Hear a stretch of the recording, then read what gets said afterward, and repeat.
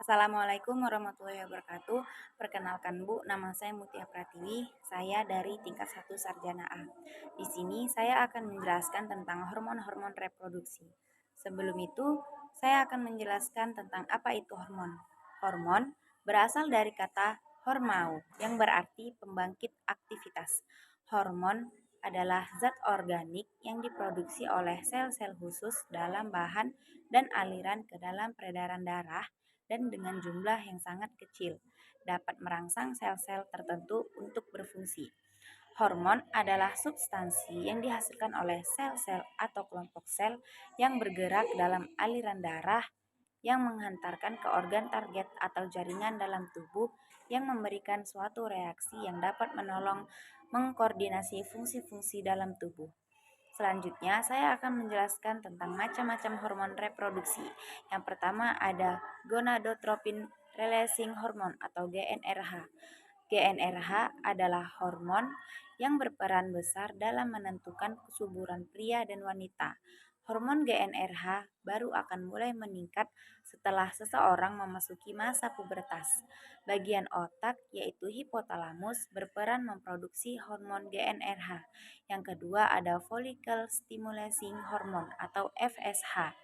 Hormon GnRH akan memicu pelepasan follicle stimulating hormone atau hormon perangsang folikel atau FSH dari kelenjar pituitari. Pada wanita, hormon FSH akan memastikan kelancaran siklus menstruasi. Hormon ini juga merangsang perkembangan dan kematangan sel telur dalam ovarium atau indung telur.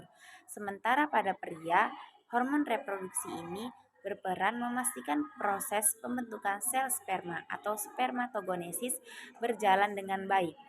Yang ketiga ada luteinizing hormone atau LH. Selain dari hormon FSH, kelenjar pituitari melepaskan luteinizing hormone atau hormon luteinizing atau LH yang punya peranan penting dalam reproduksi pria dan wanita. Hormon LH bekerja sama dengan hormon FSH untuk merangsang ovarium, menghasilkan hormon estrogen dan progesteron pada wanita. Hormon reproduksi wanita ini memicu ovulasi atau pelepasan sel telur matang dari ovarium menuju rahim. Hormon LH juga mampu merangsang sel Leydig pada testis atau untuk menghasilkan testosteron yang mempengaruhi produksi sperma sehat pada pria. Yang keempat ada hormon testosteron. Testosteron adalah hormon seks utama yang ditemukan pada pria dan dihasilkan oleh testis. Hormon seks pria ini membantu perubahan fisik selama masa pubertas, seperti pertumbuhan penis dan testis, pertumbuhan rambut tubuh, serta membangun otot dan tulang. Wanita juga memiliki hormon testosteron dalam tubuh, meski jumlahnya tidak sebanyak pria. Hormon testosteron pada wanita berfungsi mengatur hasrat seksual, menjaga fungsi ovarium, hingga memelihara kesehatan tulang. Yang kelima ada hormon estrogen. Estrogen dihasilkan oleh ovarium yang menghasilkan sel telur wanita. Kelenjar adrenal pada bagian atas ginjal dan jaringan lemak juga menghasilkan hormon seks wanita ini. Hormon ini membawa perubahan fisik wanita selama masa pubertas, seperti pertumbuhan payudara, rambut kemaluan, hingga mengontrol siklus menstruasi. Dan yang keenam adalah hormon progesteron. Sistem reproduksi wanita juga memproduksi progesteron. Hormon ini dihasilkan korpus luteum, yakni kelenjar endokrin, sementara ovarium yang diproduksi setelah ovulasi. Progesteron berperan dalam mempersiapkan dinding rahim atau endometrium untuk kehamilan.